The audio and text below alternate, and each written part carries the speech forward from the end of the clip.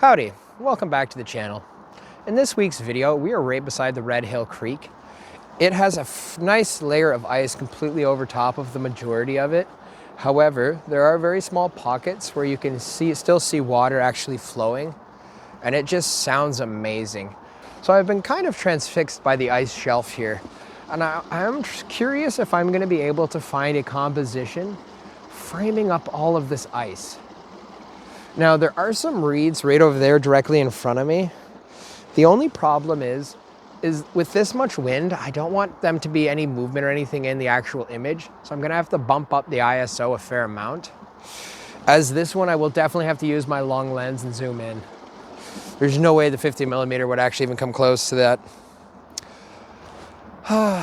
Now, unfortunately, for the rest of this week, it is supposed to be raining. So this was one of the only days that it was at least sort of dry. There were a small amount of flurries earlier, but not very much. However, with the weather this overcast, we have a huge storm front coming in. So Hamilton is going to be just absolutely hammered by rain for the next probably 4 or 5 days straight.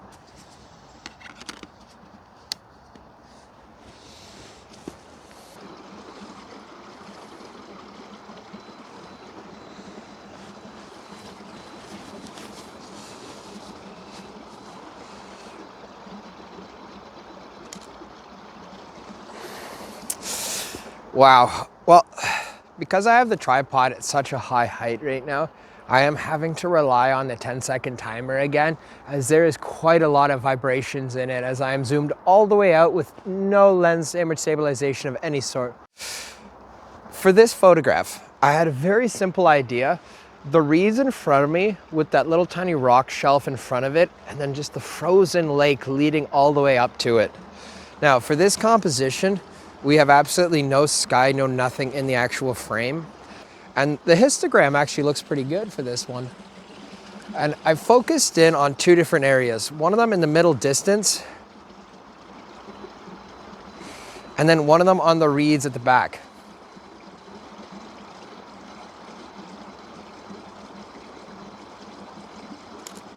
Now, for this composition, I didn't want to make it too complicated, but there are some reeds sticking out right in front of me. So I'm waiting for an opportune moment when the wind is not blowing and it is completely nice and calm and the reeds are not moving. As right now, I have the aperture set down to f20 at 1/40th of a second, ISO 100, and I am zoomed in to 250mm just to get past a lot of the distractions. And especially, there are a lot of tree branches trying to kind of cut their way into the actual composition. So I'm having to pick a specific area that is completely clear and free of everything. Now, the only thing I don't know about is in the backdrop, there is a little bit of trees.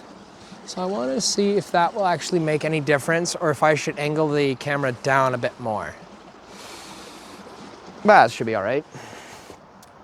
The weather today is just really dull. There's absolutely no breaks in the clouds. So we have absolutely no light coming through the compositions anywhere. So for this one, this is basically all we're gonna get, and we're gonna have to rely on a little bit of editing in order to bring the image to life. I wonder if that's sumac. There are reddish kind of buds on the tips of trees. I wanna see if I can zoom in on that later on, but unfortunately there's just sky behind it. And right now, with there no layers of clouds, no nothing, it's just one complete solid color of cloud.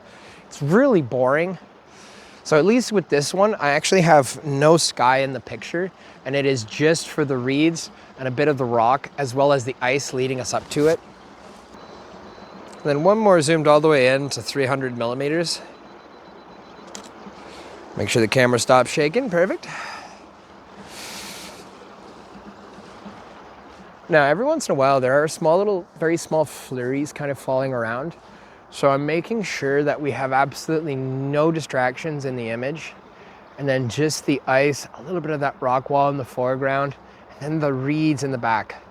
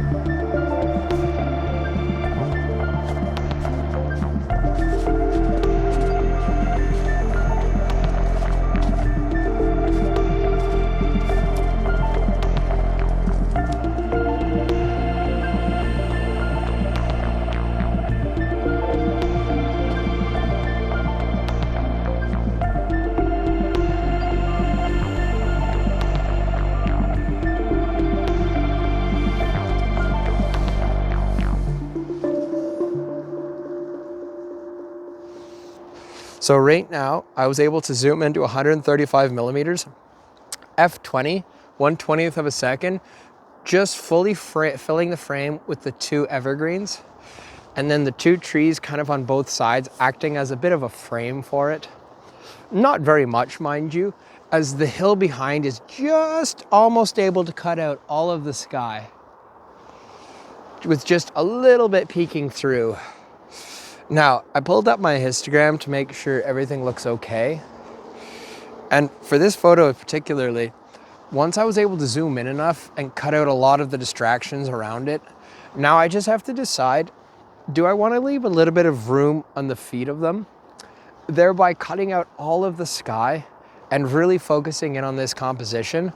Or do I want to have a little bit less at the feet area, but introduce a little bit more of the sky into the composition? So my intuition tells me I should leave a little bit of space in the foreground of the picture, just to keep the hill framing the two trees, and just to kind of stop from having too much of the sky and too much light bleed through. As even though it is very overcast today, there is still a little bit of brightness in the clouds, so it does throw out the composition just a little bit. Now, if I bring a little bit more in front of it though, there are a lot of more stalks of branches and just reeds, twigs, a bunch of extra stuff that just kind of, I don't know if it adds or if more than likely it actually subtracts from the composition, as it is just a little bit hectic. This composition is not quite clean and very neat as I usually like it. This one is a little bit more chaotic again, a little bit more wild. So the two evergreens, even though they don't really have the best backdrop behind them, and even though it is a little bit messier in the foreground, I still do like the subject. And I've been hiking up and down this riverbed trying to get a different angle on it, and it doesn't really change up very much. All it does is just add more of the reeds and the grass and all the other excess stuff that doesn't really add to the composition. However, from where I'm standing right now, I was able to find what I think is the best composition, air quotes. I moved the camera behind me right now so that way you guys can see the composition. I'm never really sure how the composition will turn out, especially with right here, the snow is not very well hard packed. So it was a kind of a pain in the neck to try to set up my tripod, and it is at a really precarious angle, as long as the camera is at least able to be stabilized. So for the technical specifications, I am at 135 millimeters, f20 at 1/20th of a second, ISO 100. I'm gonna insert the photo now into the video. Let me know what you guys think about this one. Is it a little bit too chaotic or too crazy, or is it just perfect? Let me know in the comment section down below.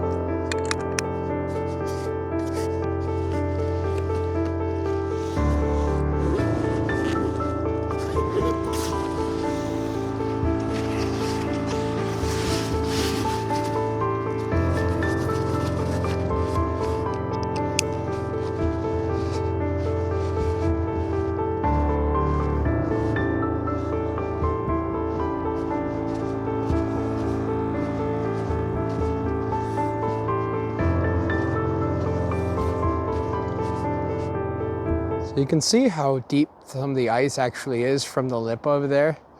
So there is quite a layer of ice on top of here. Now I'm still not confident enough to actually want to walk across it. However, you can see there by just the depth of the ice itself, Hamilton really has had a cold front snap through recently. Thankfully now we actually have some positive temperatures coming up. But you can see how fast the water is still moving, and yet it still froze.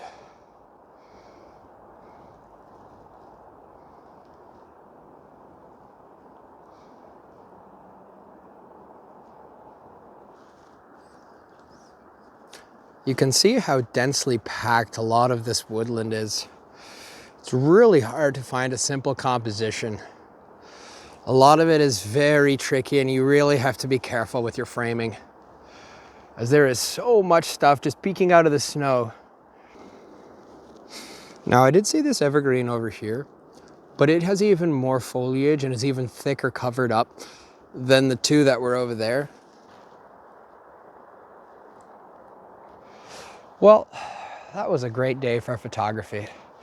I was only able to spend a couple of hours out here. I'm hoping I might be able to sneak away again tomorrow.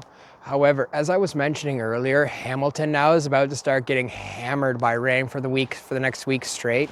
Pretty much every day we're getting multiple showers.